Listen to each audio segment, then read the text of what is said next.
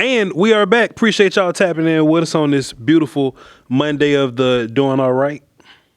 Draft edition. Draft. We're going to break down some players for y'all this week, man, just like we did last week. We're going to be doing this the whole way, so appreciate y'all for being tapped into that, doing your homework and all that. We got 4 players we're going to talk about today. Last week we had 3 players on Wednesday. We got 4 Wednesday, and we got 4 Friday. So we're going to see how we feel. Yeah. And we're going to break them all down and get to them. Let's kick it off, Bryan Broaddus, man. Let's just do this, man. By the way, can I make a public service announcement? Hell yeah, man. If you're out there studying these guys, make sure they don't jump in the transfer portal. Boy, Brian, these kids be going back to school. We lost two players at Oregon. Yeah. That we looked at, and then I was looking at this AJ Harris, this corner from Penn State, transferred from Georgia. I'm thinking, oh, he's going to be in the draft. Watch for him, study Penn State up, kind of have an idea about the player. Reach out to Dane Brugler. Dane's like, yeah, he's going to Missouri. He's in the transfer portal. Great. So, public service announcement: make sure these guys are actually going to be in the draft. I wonder if these dudes are hanging around because they feel like they can make more money in college than they can in the league. It might be a situation where all of a sudden they're seeing where they're projected to go. Maybe AJ Harris is looking at things. You and I have probably looked at 5, 6 corners right now that could be very well first-round players, could very well be second-round players. And all of a sudden, as you start to compare yourself, am I going to make more money being in college football than I am, getting drafted in the 4th, 5th round, something like that. So yeah, I think I think this portal business is serious. I don't think these teams have a real good understanding of. And I'm saying this, but I'm saying this with respect. And they're just throwing money at these kids, And some of these programs really kind of understand about the evaluation, how they fit and all that. But some of these programs, like I say, my program at LSU, hell, we spent $30 million for 7 wins last year. That's not very good use of money right there. So you wonder if some of these programs are just throwing money at these kids in hope that they show up and can be a difference maker. But like I say, there's some programs that are doing a pretty poor job of it too. Must be nice, man. I can't wait to be rich enough to give my school money just to have a quarterback there or something. I'll tell you the biggest problem I have, Voch, and I know we'll get into this draft stuff. Sure. Biggest problem I have as an alum, like at an LSU situation, I don't mind giving money for the NIL stuff to pay the kids. I can't stand giving money to try and pay off a coach that got fired. That bothers me. I mean, somebody making a mistake in the athletic department, hiring a guy and then paying him X amount of money, and you want to fire him, and now you're asking me to give you money to help. No, man, come on, don't do that. If you want me to help you with the players, I'll do all I can, but don't make me pay for fired coaches. That's goofy. Pay for a new coach and a fired coach. Yeah. Okay. Yeah. Once you get it right the first damn time, so we don't have to worry about that. I'm glad I don't get involved in Southern Miss politics, Bryan Broaddus. Oh no, I can afford it. Yeah, man, Bryan. But let's get involved in these prospects. Yeah, man. Bryan, we got a player that both me and you. I don't want to say confused about because we the experts, man. You damn Bryan, bro. I'm vouching Bryan. We ain't confused about these damn people. But everybody kind of, we've seen this guy on a couple of, lists, pre-draft lists or whatever. And he has been ranked way up there before. Yeah. I kind of seen some adjustments being made. I look at PFF and how they kind of rank guys or whatnot. And he's a little further down the list. He's their 25th guy now when he was like their 6th guy a couple weeks ago. I don't know, whatever. T.J. Parker, Bryan, the edge from Clemson. He's a weird one. These Clemson kids all kind of fell apart. They always do. It's crazy to think that they were a team that probably, much like LSU, I mentioned them, the expectations for them to be, they were them, Texas, LSU. I mean, they're talking like the number 1 team in the country at Clemson. Yeah. Like, who's going to beat Clemson? Right. Everybody beat Clemson. That's who beat Clemson.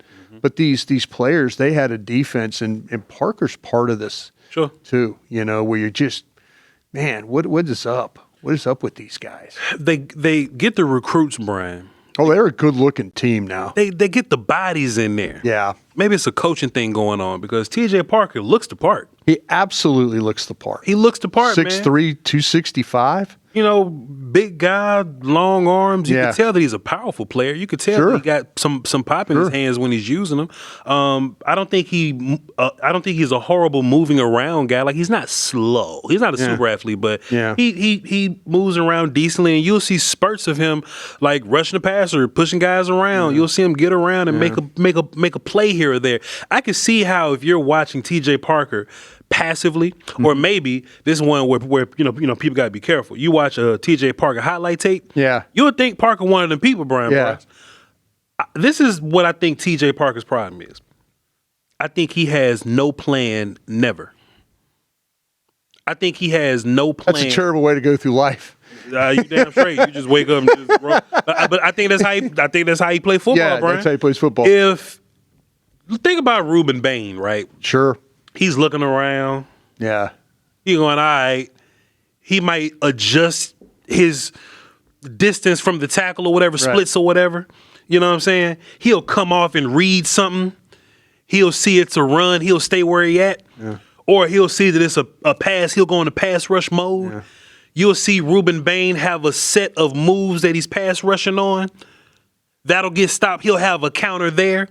Having a plan and processing mentally as a D lineman can get you a lot of W's, can get you a lot of wins, right? I think T.J. Parker literally walks out there, put his hand in the dirt, and go forward. Sometimes it works because he's a big, strong dude, Bryan. Got long arms and everything, right? And he'll play against some. I watched him versus Syracuse, SMU, and LSU. Yeah. That's where I watched him, Bryan. Yeah. And Bryan, he runs down the middle of people. Yeah. Sometimes it's an effective bull rush, but other times the team know it's coming, so they don't let him get that bull rush off, Bryan.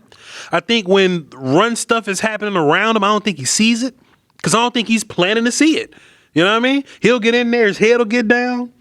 He's caught up in the fight. He's wrestling with this tackle. If it's a pass rush, he's running down the middle of people. The next pass rush, he's running down the middle of people. The next time they'll just stand him up and he'll just stay stood up with him. He don't think to rip off of that or swim over. He don't think that. He just stay blocked. Yeah. I don't see a bunch of counters from him. So I think T.J. Parker, he may be one of the simplest evaluations I have because I just don't think that he's thinking out there. I don't think that he's processing information out there. He doesn't have a plan or a counter. He's not doing the mental stuff. I don't see him batting down passes on purpose. You know, I think he did it once, maybe. But I don't see him if it's a 1st and 10 down the distance, maybe a short pass. You know what I'm saying? Yeah. Some guys do that. You'll see him do that. Right. I don't see Parker do the mental side of things. And I think that gets Parker whooped a bunch. You know what I'm saying? Yeah. Now, I don't see Parker get whooped backwards. You know what I'm saying? Because of the strength. Because he's strong as hell and he's big as hell. I don't see him getting drip. He get tall sometimes. Right. But even with him being tall, sometimes he don't get driven backwards. He stays where he's at, but he doesn't make plays because he's not looking around. So I guess he's a guy that just needs a little bit of coaching, Bryan. I got a 2 on him, but I can't in good faith put him over some of these other edges because he's just not doing the good edge stuff. Think about what we said about Caleb Banks, man. He's a naturally talented dude, man, but he don't know how to play D tackle yet. I don't think T.J. Parker knows how to play D end yet. I just think he know how to go out there and play.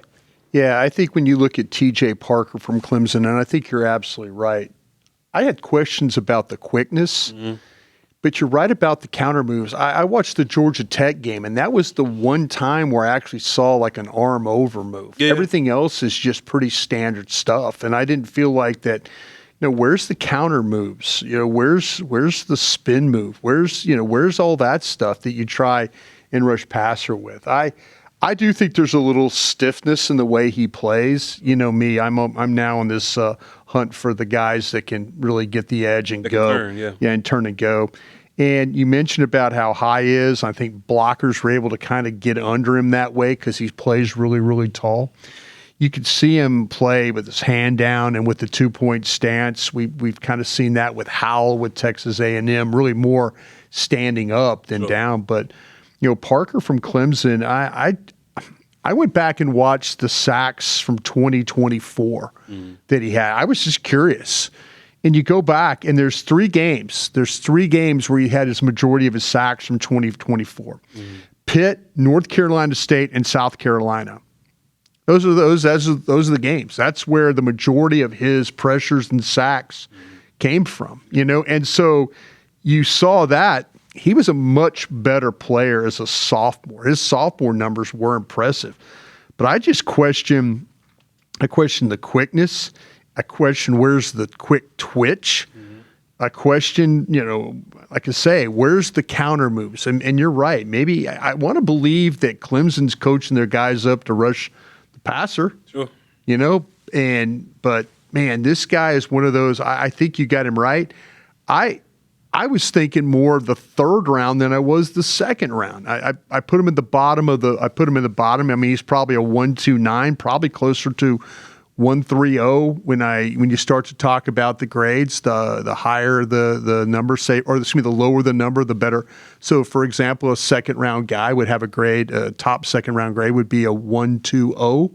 If you're a 129, that means you're at the bottom. I think this guy's kind of a 129, maybe a 130, which would get him into the 3rd round as well. I was really struggling with him. He looks as good as you can imagine, but that's kind of what Clemson players do. They look great. They don't always play great. Bryan, where do you have him versus Keldrick Faulk? I actually have him above Faulk. Okay.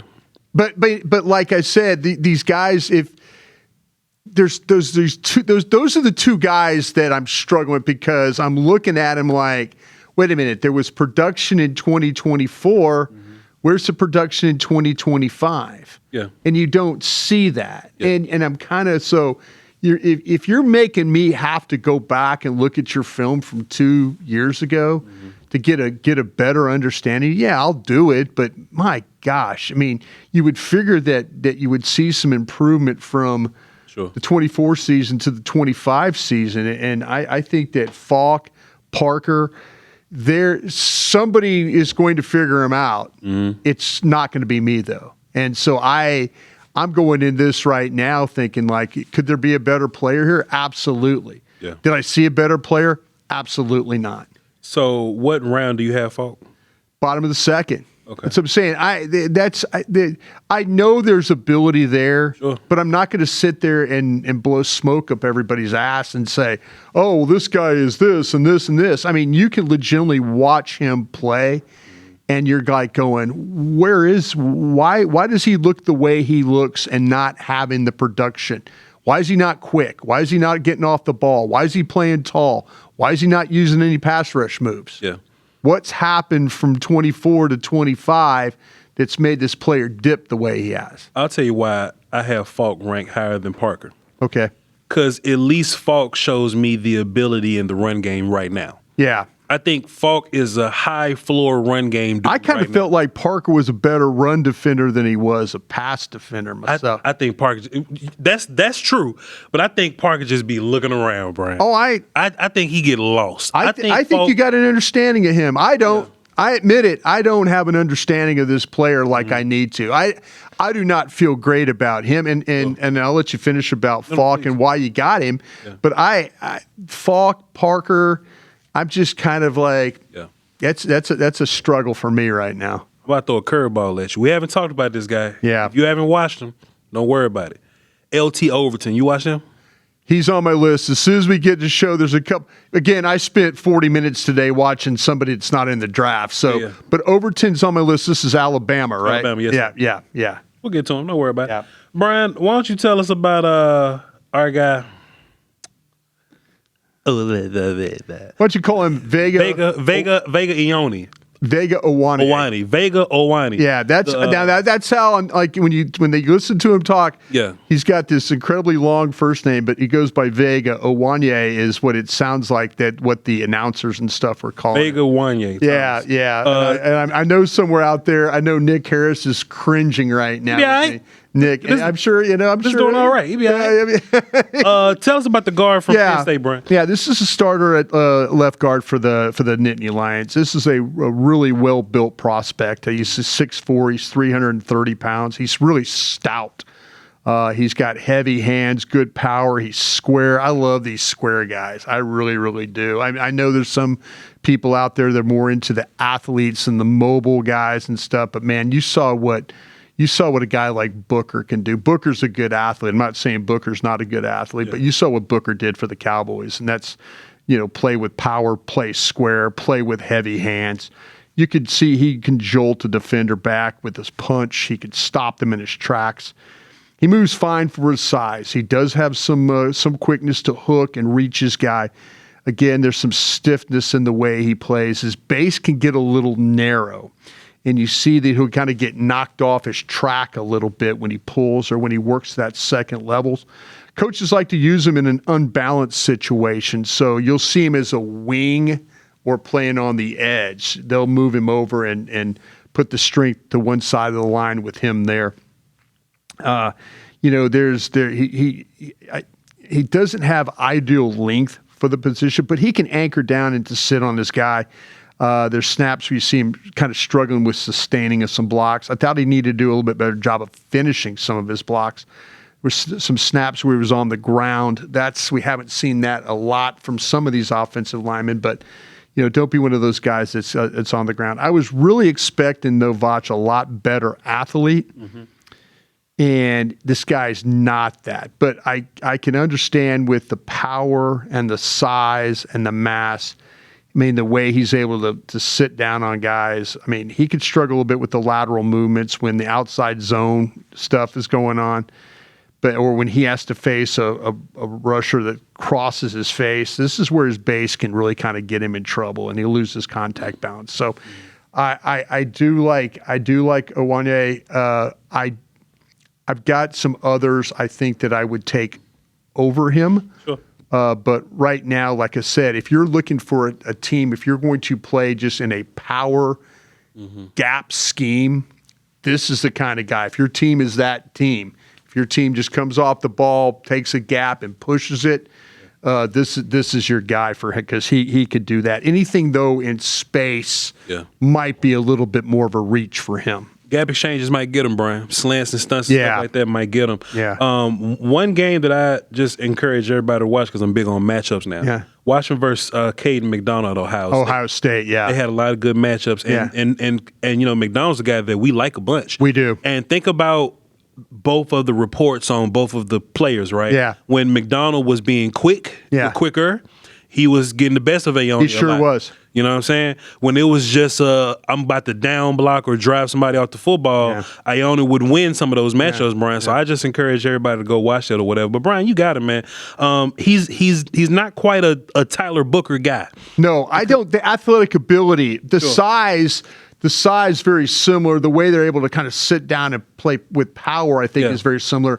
I just think Booker's a better foot athlete when you look overall. I think Ioane's kind of blocky. Yeah. You know what I'm saying? Like if he walks, he walk like this. You know what I'm saying? He doesn't have smooth movement to him, Brian. Sure. And I think teams can or just tackles can definitely get the best of him in that way. He bends his knees. I'm not gonna say he's a bad bendy knee player, right? But when he's straight up and down, I think he runs into some issues right there, Brian. I also put plays kind of clumsy. You know what I'm saying? Yeah. Sometimes he'll have some plays where he's looking a little clumsy. There have been times where I watch him kind of tripping or falling, and I would say in my mind, boy, Brian hate when players fall on the ground. I hate that. You're right. You got me. Brian hates when players fall on the ground like that. But cool player. He's the only player that I have listed as just a flat out guard. Yeah. So he's my best guard right now. I got him in the second round. But I think if Malinoa ends up a guard, he'll be better than him. Or if Proctor got to be a big ass guard somewhere, he'll be better than him. Yeah. We're gonna talk about Dunker one day from Iowa. Yeah. I think he'll be a better guard than Ioane or something like that. But cool player. I got second round grade. Yeah. He's like a 1-2-7 or something for me. Maybe. Okay. There's a guy, and so there's a guy we're gonna do at Oregon, kind of a similar guy as Pregnon. Pregnon, yeah. Yeah, Pregnon. It's probably Pregnon. Yeah, but he's very similar type of a player, and I have him above. I know we'll get to him at another time. So I'll watch. Yeah, but he is. There's a couple of different guys. A&M has a kid. That plays. Texas has a kid, Campbell, I watched yesterday. Those guys are probably more down the line guys. Brian, at some point, what we're gonna do, we'll probably do this tomorrow, Brian. Let's because it's gonna be more of a Cowboy show tomorrow. Yeah. Let's kind of forecast to the people watching like some of the names that are available at 20. Since the 20th overall pick is locked in now. Yeah. We can forecast some names that'll possibly be there at whatever spot you want to do. But CJ Allen is a guy that I think will be there for you. Yeah. Brian, let me tell you something about CJ Allen, man. I like CJ Allen a whole bunch. I bet you do. I got questions though, Brian. Ooh. Because this is my thing, right? When I watch players, I kind of watch them in groups or whatever, right? Yeah. So I can compare them to their peers. And one difficult thing that anybody can do to themselves is watch Sonny Styles and CJ Allen, back to back. Right? You gonna get real ungrateful, Brian, because you'll look at Styles and go, "Damn, boy, that boy moving and he covering folk." Yeah. But like offensive lineman may grab him and he'll go flying. Yeah. CJ Allen, you'll go, "Damn, I wish CJ Allen moved a little better." He'll go down there and thump the shit out of some of them guards, though, Brian. Right. You know what I'm saying? CJ Allen, let me just do this first. Now, wait, let me ask you a question. You haven't seen Rodriguez yet from Tech. I have. You have? Yes, sir. Okay. They're the same height and weight. No way. Yeah. 6'1", 235. Allen seems much thicker than Rodriguez. Yeah. Huh. But listed right now, 6'1", 235. Rodriguez. And you would think Rodriguez is a small player. That's what I'm saying. Sonny Styles bigger than Allen, though. Yeah, that's what I'm saying. Damn, so okay. to me, now we'll get the official measurements, but what right now you're looking at CJ Allen is 6'1", 235, which you're thinking like, well, Rodriguez at 6'1", 235. Yeah. I know that you really liked Schlesinger from UCLA. Yeah. But he was like 227 pounds. I got some new slang for you, Brian. Yeah. Smack shit. CJ Allen smack shit, though. You see what I'm saying? That's what I'm saying. Yeah. That's what I'm trying to get at is that people really do. I know Zach Wolchuk, he loves Allen, but he loves Rodriguez too. But right now, if you look at the measurables, both the same player, but one smack shit. Is that what smack shit? Yes, sir. CJ Allen be all right. Well, tell me about shit. Tell me about the smack shit. Brian, CJ Allen, bro. I was working so hard for our teenage demographic to pull in. And, trust me, they say smack shit. This they language. this they word.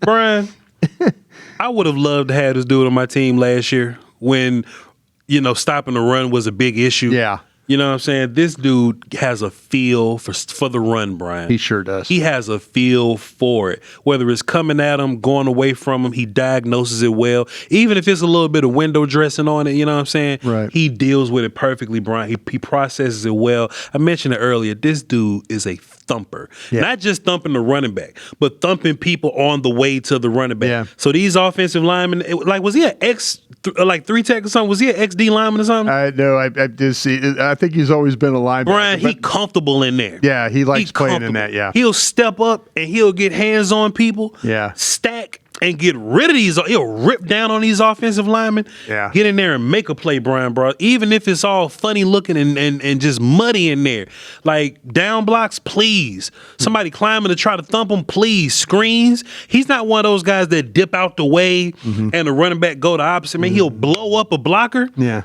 Then go make a play on the down runner, Brian. He has, despite his movement ability, I think he has a decent feel for coverage. I just don't think he always gets there. I think he's a phenomenal blitzer, Bryan Broaddus. I think he's a phenomenal blitzer. Now, I'm curious about his speed. Okay. I'm curious about how he runs because I just got through watching in my mind Arvell Reese and Sonny Styles run everything down. Run everything down. I just saw those dudes run everything down. Yeah. So I'm curious as to CJ Allen and how he runs. I don't think he's gonna run all that well, which makes me a little nervous. Yeah. He's not as sideline to sideline as some of these other guys. He's fine. He's decent. And if he's a Mike and maybe you're in some odd front 3-4 system or something like that, where you got other athletic people around him to kind of make up for that. I think that'll kind of work out a little bit, Brian. But I'm a big fan of this dude, man. I'm a big fan of him. Big fan of the thumper type player. Actually, man, I need you to run though. Yeah, I need you to be able to run. yeah. When we talk about the kid from Texas, the linebacker from Texas, Hill Jr., he's a guy that can run and he thumps a little bit. Yeah. I think CJ Allen's a better thumper than him and a better processor than him. So I'm going to have him a little higher. But I love Allen as a linebacker. I'm curious about how he runs. I think you're gonna. There's a kid, Jeremiah Trotter, has another son. Another one? Yeah, another son. Jeremiah working, ain't it? Go ahead. This son is not. This son, the one at Clemson. Yeah. He's a lot smaller than his dad ever was as a player. Josiah from Missouri. Okay. Yeah. This guy's like his dad. Okay. So when you start to talk about it, I was just kind of curious when you started saying the word thumper and all that. Yeah. Wait till you watch Josiah Trotter from Missouri play. I'll be interested to see what you think about that because that's a good looking downhill player. I ain't got long. I'm gonna get to him next. No. When you said the word thumper, I immediately thought of Josiah Trotter from Missouri is who I thought of. Yes, sir. But the C.J. Allen is like this guy's got instinct, and he's got awareness, and he's got some short area quickness, and he's got a burst. I think you're right about the speed overall, though. I think he could read keys. I think he plays downhill. I think he squares up the ball carrier. Yeah. When he's in position, this guy makes tackles. He's got that ability to kind of play through the echo of the whistle. You could see him just he gets after it. And I think if there was a weakness to him, we talked a little bit about his coverage. I don't know how much I would put him in man coverage because you're right about the questions of the speed. Yeah. Quicker, twitchier type backs. Yeah, they're going to give some problems. They're going to give this guy some problems. So I think there's some. We always talk about a little bit of how you play with the tightness, and I think there's a little bit of that lower body tightness that kind of, when it comes to changing direction, you see some stuff too with some misdirection plays, where you're like going, okay, he's got to come back to get into the play, and it gave him a little problem. So I think this is a really powerful guy. I think how you're absolutely right about what does he really run. I think he is a good athlete. I think he will play with smarts, and I think that when you put him in the lineup, you don't have to worry about this guy because he is going to smack you when given the opportunity. Smack shit, yes. Yeah, smack shit. I like that. So Bryan, let me like humor me like he would be my first inside linebacker right now on my board, second round. You got Styles as outside guy? I got Styles outside. Okay, cool. Bryan, humor me for a second. Give me like 30 seconds of Cowboy talk. Got it. Is C.J. Allen the kind of linebacker you want for the Dallas Cowboys? I think you can absolutely win with C.J. Allen. Yes. Let me ask you this: with coverage being such an issue, that would be something you have a question about for sure. So this is where I'm going. I think CJ, like we just broke him down, right? And I think the Cowboys did eventually get better versus the run. Yep. Got some fantastic interior tackles in there. Fine, cool. Do you think it'll benefit the Cowboys to go for a more coveragey linebacker because you're trying to get better on your back end? Because Jerry Jones was on the radio, and I promise y'all we're going to get back to it. Jerry Jones was on the radio and said our coverage was weird, and I'm including linebacker in that. Well, yeah, because he was asking Murray, they play that too deep, and they're asking Murray to cover like the old Tampa 2 where they have they split the safeties wide and run the Mike linebacker vertically, and they never got anybody home on that. I mean, they never got Murray to where he needed to be on those plays. Yeah. It's different when you're playing with Sean Lee or Leighton Vander Esch and you do that scheme. You could get those guys in coverage because they're aware of how to play and they move well enough to do that. I think with how this team is currently built, I think it's going to be interesting to see what type of linebacker the Cowboys are looking for. Yeah. You know what I'm saying? Considering the and look, think about all the guys that they've brought in to look at DC, right? Like they're all like secondary guys. They're all coverage guys. I wonder if the Cowboys are going to lean more towards a cover linebacker than a linebacker that's more front forward. And how would you evaluate James? Shamar James as a cover guy, and how would you evaluate Overton? Say as a cover guy. Here's the weird shit. We don't know who's good because we just had Flus for a year, right? Right. So I think we didn't think that James was a good cover guy. We thought James was a much better downhill player at Florida. 1,000%. Yeah. We thought James was going to contribute as like a blitzer. Yeah. But we say the same about Overton, right? Right. So I think Shamar has the athleticism to be a good cover guy. Yeah. I don't know if he got the up here. Right. To be a good cover guy. Seeing it and reacting. I think Overton got the up here. former safety. I just don't know if he's back to his legs are back to where they once were. I don't think he was for this year. You understand what I'm saying? So I think to answer your question, sure. They probably need a cover guy. Probably need a cover. Because they don't have a cover guy. That's what I'm currently the way it's configured. They don't have a cover guy. Yeah, Chad, I would love to know what y'all think of that. I know y'all been watching Allen, C.J. Allen, and Sonny Styles and all these guys. Yeah. In Cowboy land, tell us where you at on that. Brian, shouts out to our guy John Owning though. Yeah, John Owning been waving the flag on this one, sir. He has. He says you can jump on the bandwagon with him. He says there's plenty of room. He says, but the train's leaving. Listen, man, I don't believe in all that bandwagon talk, man. Tell us about Akheem Mesidor, Brian. Yeah, this is when you watch Bane play on the other side. Remember how it used to be, Voch? When you watch tape, you're like, well, who's that number 3? You're watching this guy over here. Who's that number 3 over there? Mm-hmm. Oh, that's a guy. He's from Canada. You know, that's a what? Damn. Canadian kid? What a Canadian kid rushing like that? And he's my age, yeah. Yeah, he's 25. You're right about that. He's Akheem Mesidor is a transfer from West Virginia. He had production at West Virginia. Mm-hmm. He really. I need to talk to Drew Fabianich about this guy. Drew now runs the Senior Bowl. I believe was with him at West Virginia. Drew probably tell me a little bit about him. But he is a Canadian kid, as mentioned. He's been an outstanding player in this college football playoff. All you have to do is watch that, and you get an idea about him, that number 3 running around. He knows how to rush the passer. Mm-hmm. He's got a nuance how to do it. Sure. You know, he dip underneath, he'll evade, square shot, blockers. He maintains his speed, the path to the ball, all these things. He knows how to get there. He's got a lot in his tool belt. He really, really does. He'll cross face, he'll dip his shoulder, he'll twist. He gets through gaps, creases. I mean, he'll get really low to get around somebody. Sure. And he knows how to capture the edge, and he'll use his hands when necessary in order to get off blocks. But he does everything in his power to keep those blockers' hands off him.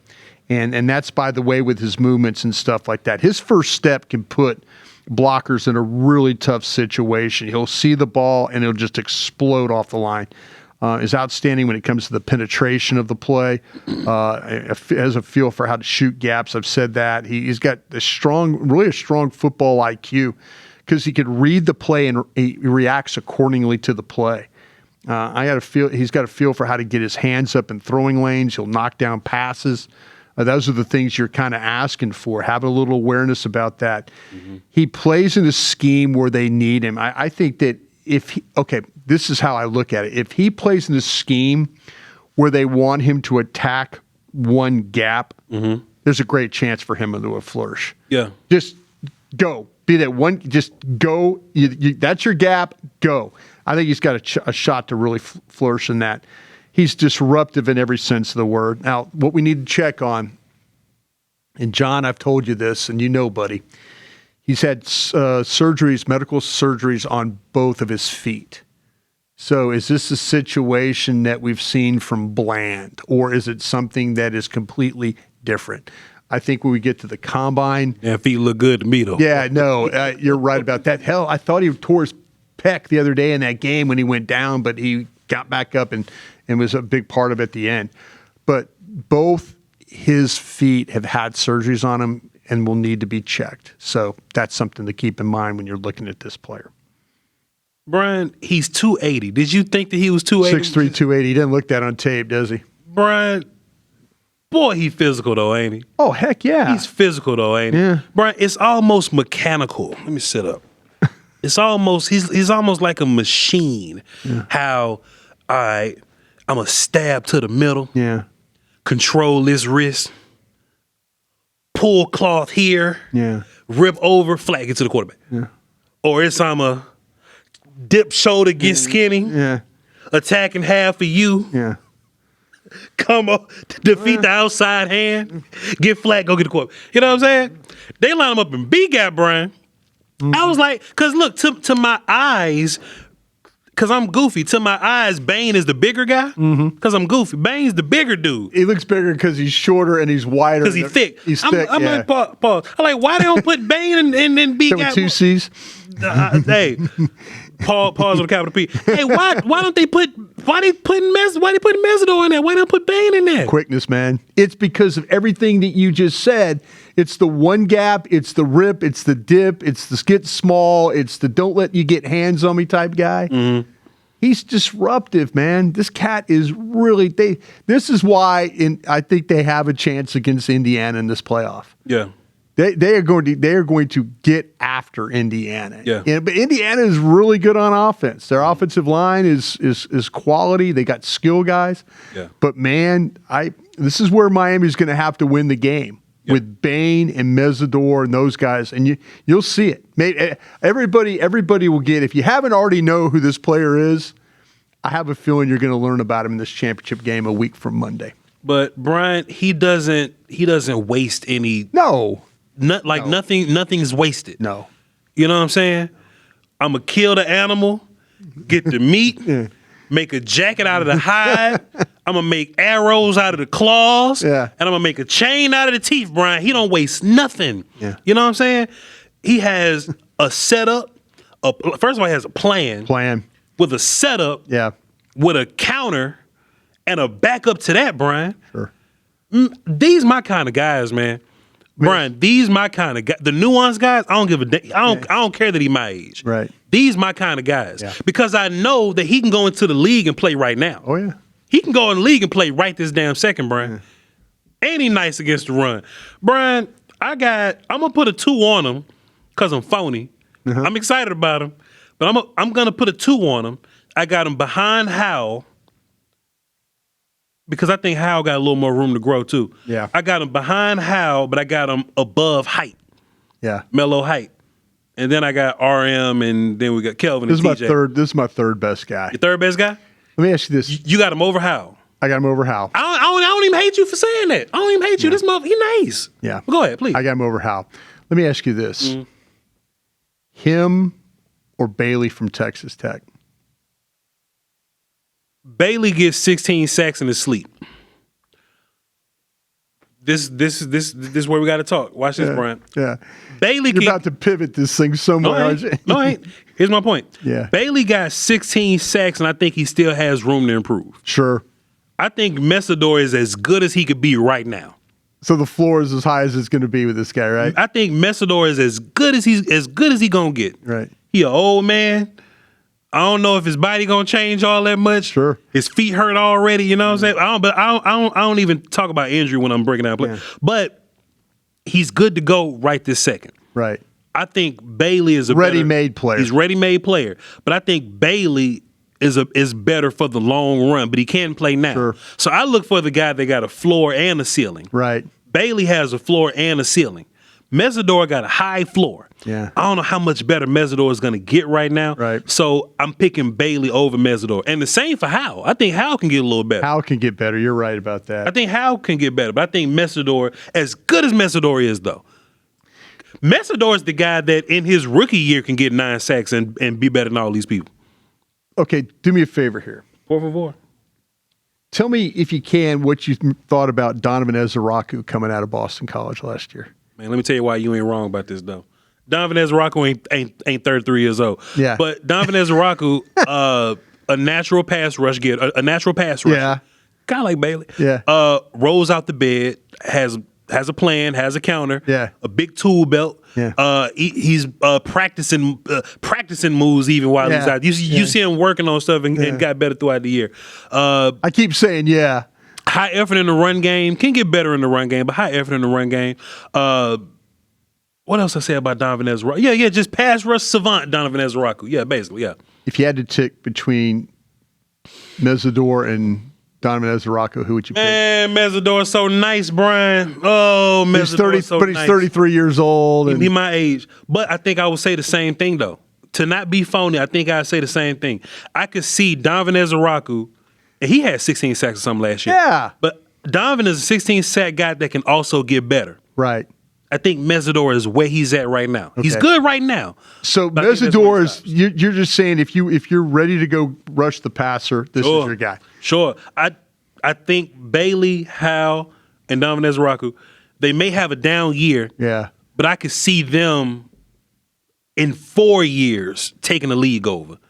as one of those guys. Think about how long it took. I was waiting for that Donovan Ezeraku. Brian, think about how long it took pass rusher Josh Allen, not quarterback Josh Allen, but pass rusher Josh Allen with Jacksonville. Think about how long it took for him to like really get right.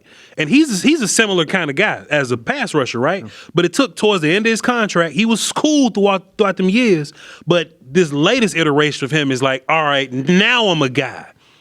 And I think that's kind of where you at with Bailey, Howard, Donovan Ezeraku. You know what I'm saying? Mesidor like one of them dudes. I got 9 sacks in year 1.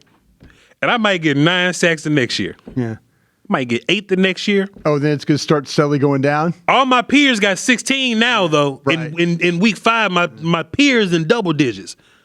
But he's a steady 8, 9, 10 sack guy. But ain't nothing wrong with that, Brian. Okay, would you then would not consider him at 20 for the Cowboys? I take him at 20. Okay. I take him at 20. Okay. And I ask you that question thinking that because I'm looking at this defensive line right now, and you need a passer. You can use him right this second. You could use a passer. You could use a win now guy right now. Think about Clowney. I think Clowney and Mesidor got a good similarity to him. Maybe your guy Ezeraku catches up. Maybe this is the year where he. It'd be nice. I don't know what happened to him. It'd be nice, won't it? Yeah, I don't know what happened to him. God, that makes me mad. It's edges, man. It happens all the time with edges, man. But Brian, good talk, man. We're going to chop up this Mesidor talk and put it on social media and let John on and agree or tell us crazy. John will be real happy we had this discussion today. I like the way John evaluates. But he's offering rides on this the bandwagon. Hey, man, we don't believe in all that. Look, man, I'll get to these players when I get to these players. Tomorrow we're gonna talk some Cowboys. Brian, you got some questions for us? Yeah, I do. I'm gonna give some questions for you too. Yeah, we'll have a conversation about the 20th overall pick. Green Bay lost or whatever. So the Cowboys locked in at 20. So we'll talk about some of the guys that we'll get there. Brian's gonna have some Q&A for us. We'll come back Wednesday. I'll have the names for you Wednesday, and we'll do Q&A Thursday and break down some more players on Friday. That's gonna be our schedule till we change our mind. All right. CrownGlobeMedia.com is where you find everything. You find all the shows. We're a multiple show outfit now, please. By the way, on the merch, we got it now where we've got the Stack merch and we've got Scout's Eye. Stack and Scout's Eye. So get you some Scout's Eye with Voch's big sunglasses on that front of you. I'm charging 90%. I need well, for every $10 I need 9 of them. Yeah, right? Exactly. But no. But yeah. Go to the store's been updated, so a lot of good things going on there. So check it out, and also too, we got all our Spotify stuff up and Apple. So if you're so inclined to do that, give it a look. CrownGlobeMedia.com. You follow Brian at Crown Globe Media on Twitter till he get Bryan Broaddus back. I'm trying my best. I really am. I'm serious. I'm hoping this is the week. I'm hopeful this is the week. It ain't going to be. And I'm Voch Lombardi. All right? We love y'all to pieces. We'll catch y'all tomorrow. Crown.